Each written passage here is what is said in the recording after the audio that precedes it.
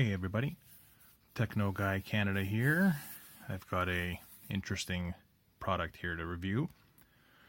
This is a 4K action cam, an affordable model. You could say it's like a hero, but it's not, because this is only about $60. So it is 4K. Now the reason I chose this particular model was just based on specs alone. And you can see here, it claims to do 4K at 30 frames per second. Now that is surprisingly rare. Most of these affordable cameras might do 2.7K, but usually they top out at 1920 by 1080 at 30 frames per second. So this guy's doing 1920 by 1080, 60 frames a second. It does 1280 by 720 at 60 frames a second. The default resolution is 4K. And has battery, claims 70 to 90 minutes at 1080p. Now I'm assuming it's only a 900 milliamp battery. I'm assuming that battery life is going to be a lot less than that. So let's open it up and see what we got. Okay, so crack it open here. And it is just packed full of accessories. Put that down. So let's see what we got here. Cleaning cloth. Keychain. That's a Boblov keychain. Boblov. I think this is an extra protective back for the camera itself. Micro USB. A bunch of different attachments for placing it on tripods and helmets and clamping it on to various surfaces. Some 3M tape on the back there. Some more. Again, there's an actual like C-clamp for like a bicycle handlebar or something. Again, just tons of different sizes and shapes. There's the actual charger, 5-volt, 1 amp. So there you go. Some more connections, pardon me. You can just mount this thing in a dozen different ways. It even comes with some zip ties, some two-sided tape.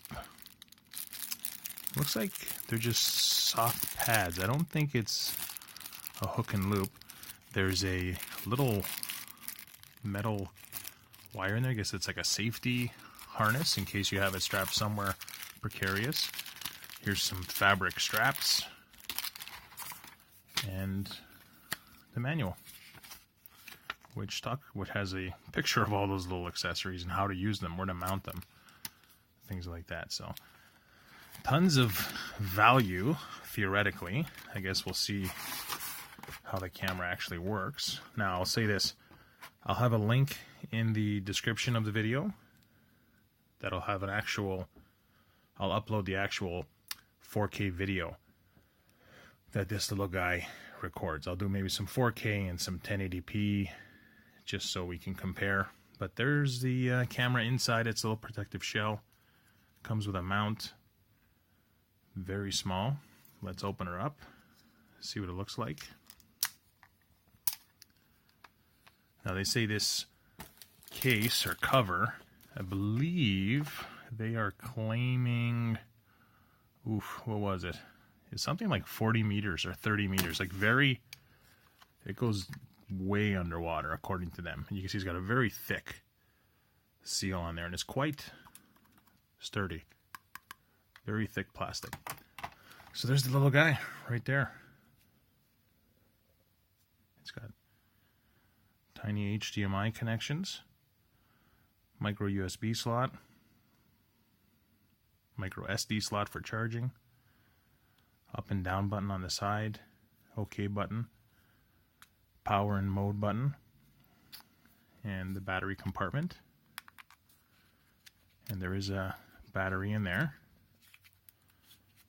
There you go, little battery there. Let's see. Yeah, 900 milliamp, just like the specs said. Now, I have not even tried turning this on yet. I got the package and quickly turned on the camera so I could show you all what we had here. So let's see what happens.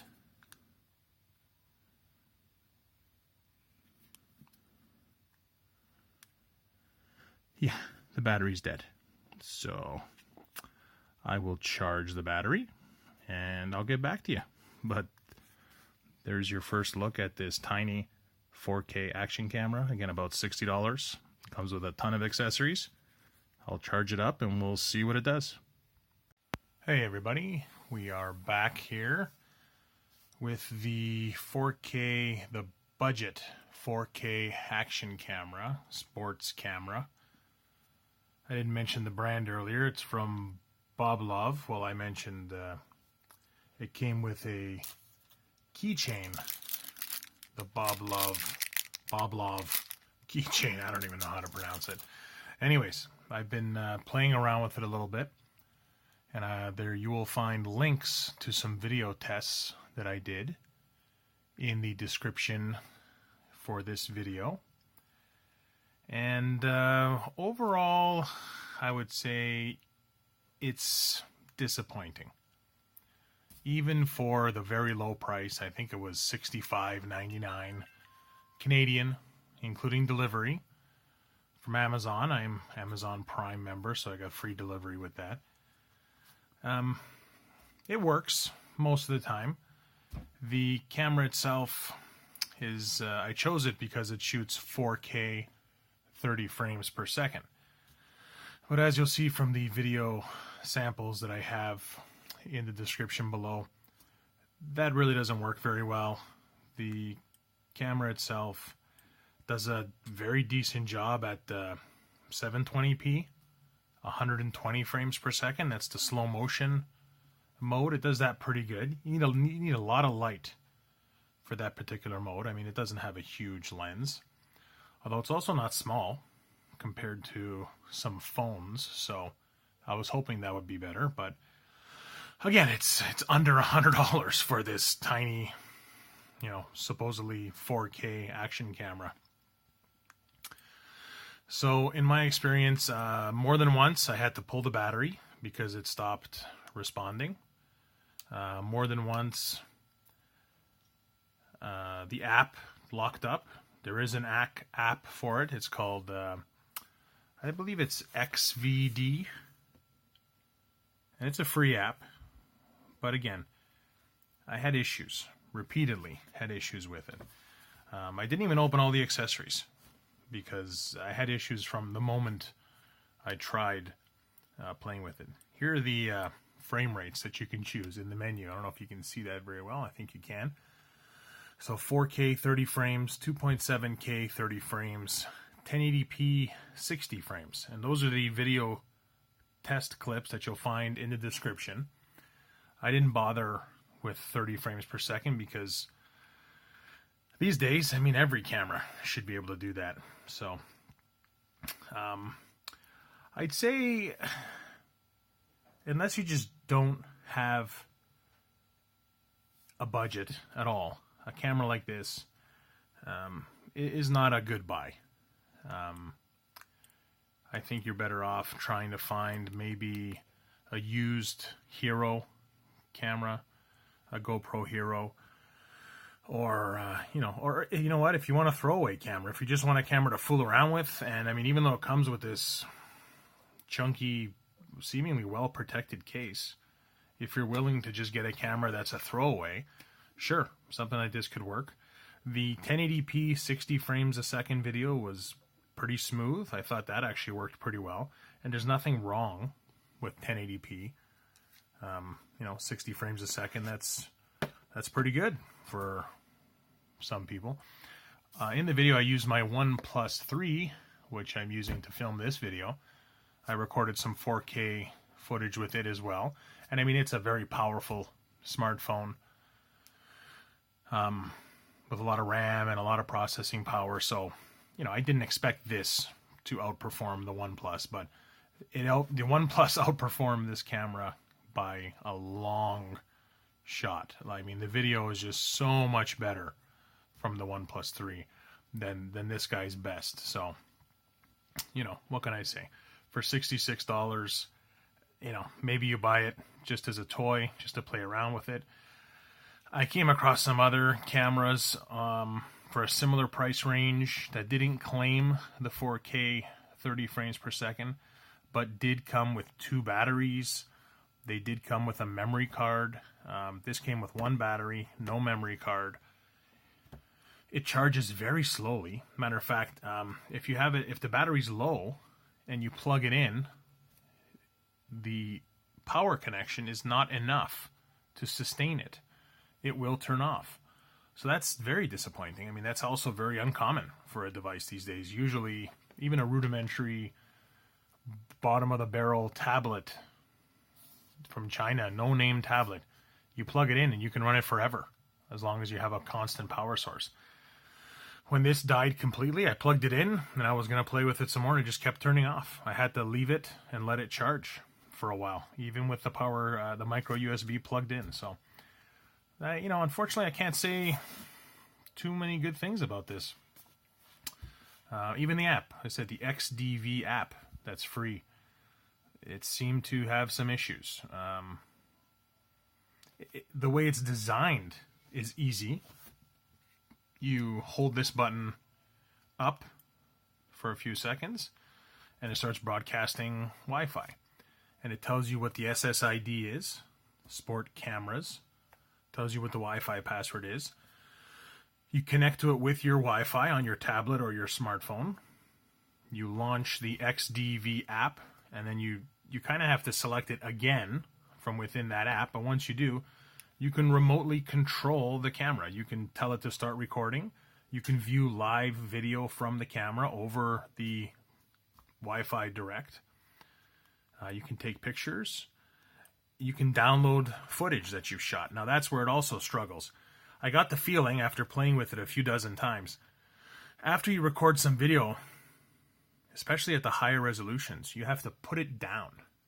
You literally have to set it down, and I'm guessing there's some kind of processing that's going on in there, and it just takes some time for that video to become available for download. It doesn't say there's any restrictions. It doesn't give you any kind of warning. It simply says that the file has an input-output error. And I tried rebooting, I tried reloading the software, and like I said, basically I learned once I shoot a video to just leave it alone for a minute or two, and then I can shoot the next video. When I was testing resolutions, I was maybe going a little too fast for it. But even downloading the videos, you know, I didn't do any really long recordings, but with the short recordings, it seemed to have some issues with keeping up, so to speak. Like I said, I mean, it's tiny. I don't know what kind of processor it has, but I mean, it'd be nice if it could actually deliver on the basics that it's promising on the box. And I just don't feel like it does. You know, it has a Sony 179 CMOS sensor. You'll see from the videos, the color reproduction was a little off. The focus, I mean, I'm assuming it's got an infinite focus because there's no focus controls.